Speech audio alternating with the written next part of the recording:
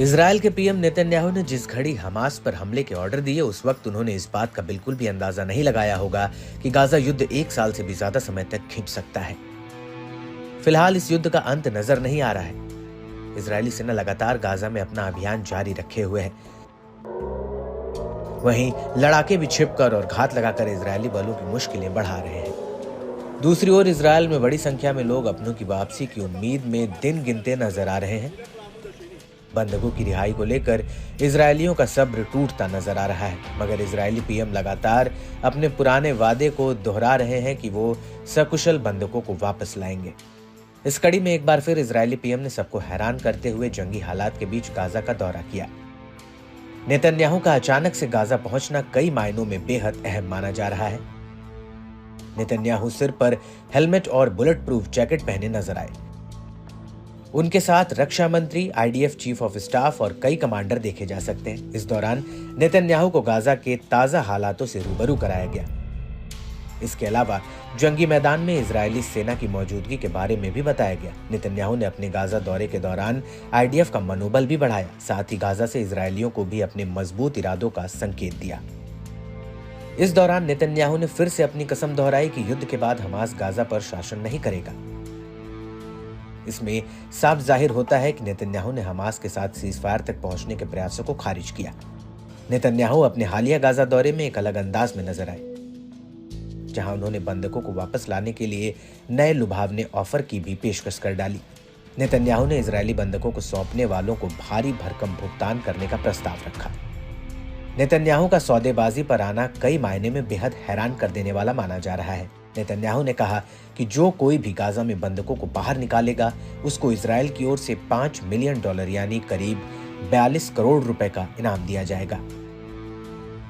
אני נמצא כאן בחוף הים של עזה עם שר הביטחון, הרמטכ"ל, ראש השב"כ, עם מפקדינו וחיילינו הגיבורים שעושים כאן עבודה נפלאה פה במרכז הרצועה, בכל חלקי הרצועה.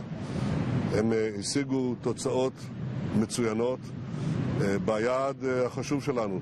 החמאס לא ישלוט בעזה. אנחנו מחסלים את היכולות הצבאיות שלו בצורה מרשימה מאוד. אנחנו עוברים ליכולות השלטוניות שלו, ועוד היד נטויה, החמאס לא יהיה בעזה. אנחנו גם עושים מאמץ מהמקום הזה בכל מקום לאתר את חטופינו ולהשיב אותם. אנחנו לא מרפים מזה, ואנחנו נמשיך לעשות את זה עד שנשיג את כולם, החיים והחללים גם יחד. ואני רוצה לומר לאלה שמחזיקים את החטופים שלנו, מי שיעז לפגוע בחטופינו, דמו בראשו. אנחנו נרדוף אתכם ואנחנו נשיג אתכם. ואני אומר גם לאלה שרוצים לצאת מהמבוך הזה, מי שיביא לנו חטוף ימצא דרך בטוחה, הוא ומשפחתו, לצאת החוצה, ואנחנו ניתן גם תמורה של $5 מיליון לכל חטוף. תבחרו, הבחירה בידכם, אבל התוצאה תהיה אותה תוצאה, אנחנו נחזיר את כולם. Netanyahu ने नेट्ज़रिम corridor का दौरा करने के बाद ये बात की, जो गाजा में फैला हुआ एक बेल्ट है, जहां इजरायली सेना ने कई महीनों तक अपना अभियान चलाया। नेतन्याहू ने ऑफर के अलावा अपने तेवर भी दिखाए। दुश्मन की धरती पर कदम रख नेतन्याहू ने हमास को चेतावनी देते हुए कहा कि जो कोई भी हमारे बंधकों को नुकसान पहुंचाने की हिम्मत करेगा, समझो उसकी मौत होगी। हम तुम्हारा पीछा करेंगे और हम तुम्हें पकड़कर तुम्हारा शिकार करेंगे। ऐसा माना जाता है कि 7 अक्टूबर 2023 को हमास की ओर से किडनैप किए 251 बंधकों में से 97 गाजा में ही रह गए, जिनमें से 34 की मौत की पुष्टि हो चुकी है। हमास ने बीते साल नवंबर के आखिर में एक सप्ताह के संघर्ष विराम के दौरान 105 लोगों को रिहा किया। गौरतलब है कि बीते 1 साल से चल रही लड़ाई में इजरायल अब तक हमास और हिजबुल्लाह के पूरे नेतृत्व का सफाया कर चुका है। बता दें कि इस महीने की शुरुआत में रक्षा मंत्री नियुक्त किए जाने के बाद से इजरायल कार्ड्स का ये पहला एनक्लेव दौरा है। विश्वास की कमी का हवाला देते हुए योव गैलेंट को बर्खास्त करने के बाद नेतन्याहू ने कार्ड्स को रक्षा मंत्री बनाया है। बताया जाता है कि हमास के साथ बंधक सौदे में नेतन्याहू के साथ मतभेदों के चलते भी बर्खास्त किया गया।